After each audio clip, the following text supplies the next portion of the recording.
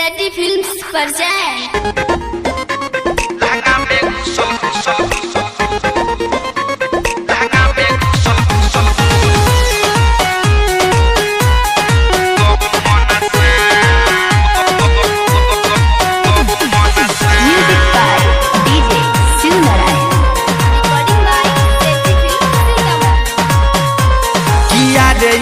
बाप रे बा लहंगा में घुसल गहू मन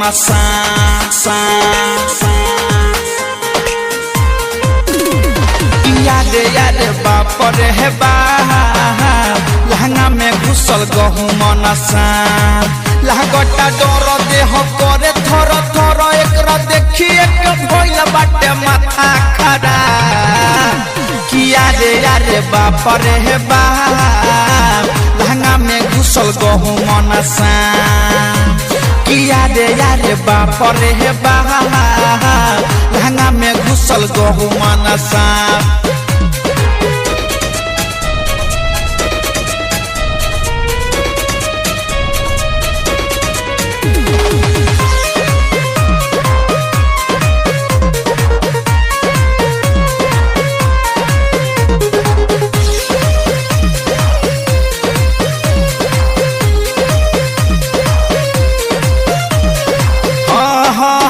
जिया पसुतल रहनी गईनी डेराई लहंगा में हमारा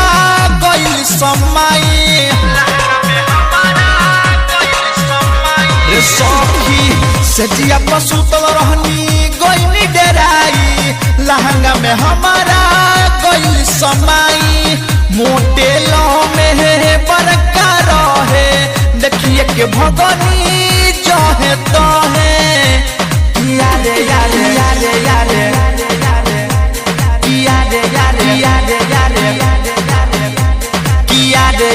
बाप रे बा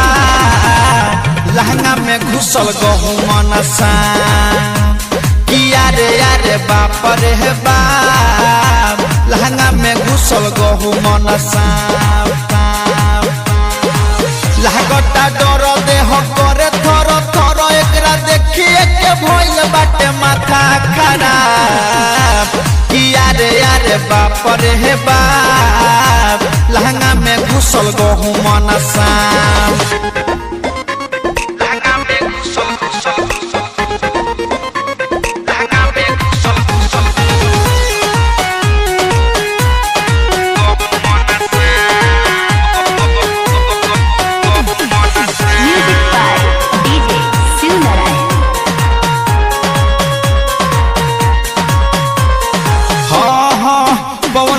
बइया के बतिया बतैनी राइटर संजीत के जल्दी बोलैनी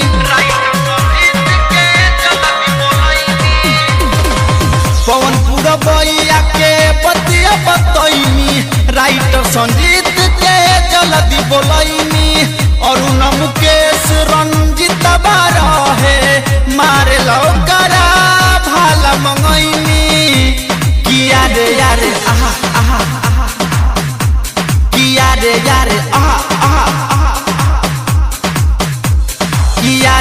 रे बाप रे बा लहंगा में घुसल गहू मन किया रे बाप रे बा लहंगा में घुसल गहू मन लगटा डर देह करे थर थर एकरा देखिए के भइल बाटे माथा खराब किया रे बाप रे बा लहंगा में घुसल गहू मन